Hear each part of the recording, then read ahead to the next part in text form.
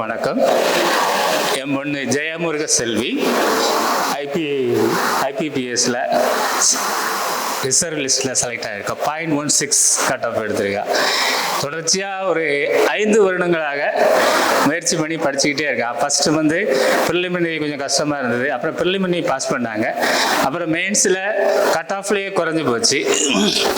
என்ன காரணம்னா ஓசி கேட்டகரியில் நாங்கள் வர்றோம். அதனால கட் ஆஃப் நிறைய எதிர்பார்க்குறாங்க. அந்த அளவுக்கு எஃபோர்ட் போட்டு படிச்சுக்கிட்டு இருக்கா. இப்போ தான் அந்த ரெண்டாவது தடவையாக ரிசர்வ் லிஸ்ட்டில் செலக்ட் ஆகியிருக்கா. முதல்ல ஒரு தடவை செலக்ட் ஆகினா இப்போ மறுபடியும் ஒரு எக்ஸாம் எழுதியிருக்கா. ஸ்டேட் பேங்க் எக்ஸாம் எழுதியிருக்கா. 10ஆம் தேதி போய் திருநெல்வேலி போய் எழுதிட்டு வந்திருக்கா.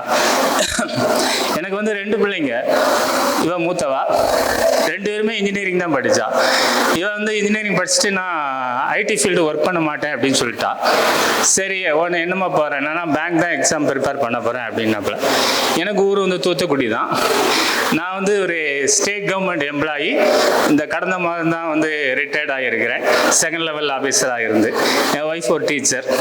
2வது பொண்ணு இன்ஜினியரிங் வந்து நான் இன்ஜினியரிங் தான்ப்பா போவேன் அப்படின்னா அவள் வந்து இன்ஜினியரிங் முடிச்சுட்டு இந்த பெங்களூரில் ஐடி கம்பெனியில் ஒர்க் பண்ணுறான்.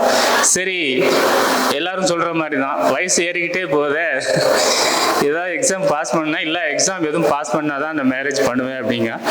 சரி அவருடைய இதுக்கே நாங்கள் விட்டுட்டோம். இப்போ ரிசர்வ் லிஸ்ட்டில் வந்திருக்கிறா. செலக்ட் ஆகுங்கிற நம்பிக்கை இருக்குது.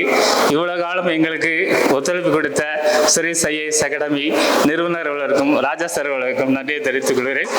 இதுபோல் உங்கள் பணி மேலும் சிறப்பாக அமைய வாழ்த்துகிறேன், வணங்குகிறேன், விடைபெறுகிறேன். சுரேஷ் ஐஏஎஸ் அகாடமி வெற்றியின் முகவரி.